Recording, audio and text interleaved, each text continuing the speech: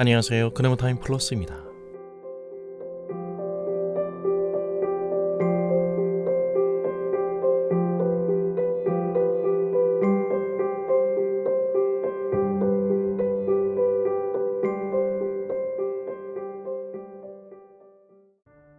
교회의 교회다움은 오직 복음에 있습니다.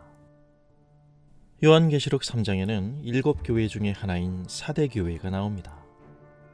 그 교회를 향한 사람들의 칭찬은 요란했지만 하나님의 칭찬이 없던 교회였습니다. 살아있는 교회처럼 보이나 실은 죽은 교회라고 예수님은 진단하십니다. 소아시아 지역, 지금의 터키죠.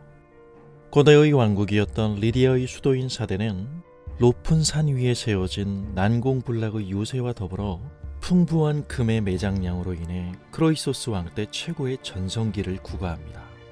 부와 사치의 대명사로 불리기에 조금도 부족함이 없었던 도시였습니다. 그 지역에 위치한 사대교회 또한 규모가 크고 돈도 많은 교회로서 활동을 많이 한 단연 돋보이는 교회였던 것 같습니다. 사람들로부터 살아있는 교회라고 칭송받는 사대교회는 그 교회의 규모와 세, 그리고 그것을 기반으로 한 활발한 활동으로 인해 사람들의 시선을 사로잡기에 부족함이 없었던 걸로 보입니다. 살았다 하는 이름, 즉 다시 말해 세상으로부터 명성을 챙겨가진 그 교회는 가슴 한켠이 뿌듯했는지도 모릅니다. 하나님이 우리에게 복을 주신 거야. 교회가 사람들로부터 인정을 받고 교회에 아무런 문제가 없이 잘 돌아가는 것처럼 보였지만, 그러나 내면적으로 볼 때 그 교회는 거의 죽은 교회나 다름없다고 주님은 말씀하십니다. 겉모습이 그럴싸해서 그렇지 복음, 즉 생명이 없기에 주님 앞에 내어놓을 것이 없는 입만 무성한 교회였던 것입니다. 주님이란 말을 입에 달고 다니며 이래저래 활발히 움직이지만 실은 간신히 숨만 겨우 붙어있는 위태로운 날들을 살아가는 사대교회를 살리시기 위해 예수님이 찾아오십니다.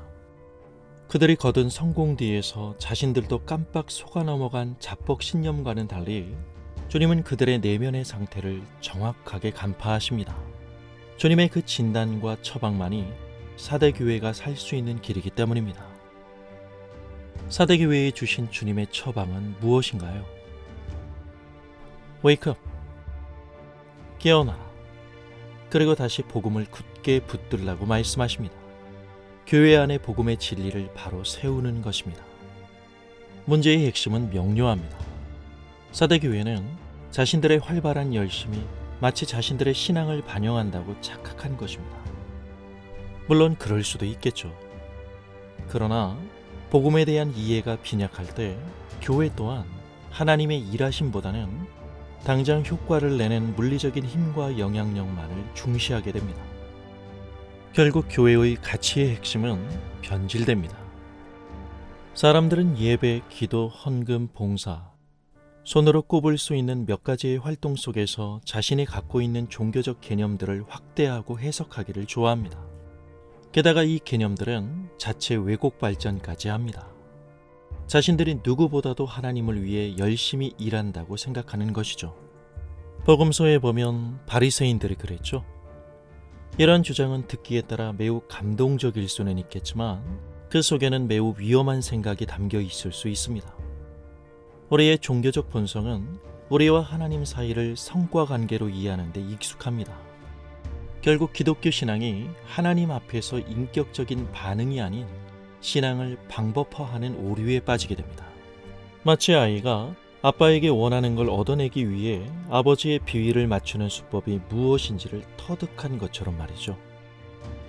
이거 하면, 그리고 이거 안 하면 복 주시겠지? 그리고 그런 자기들의 결정에 대하여 항상 웃음 짓는 친절하기만 한 하나님을 만들어냅니다.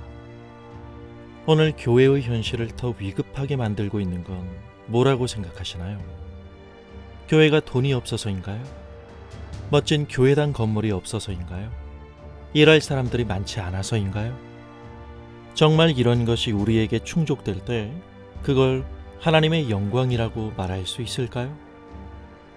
그런 건 솔직히 하나님이 요구하시는 게 아니라 그걸 갖고 싶어 안달이 난 우리잖아요.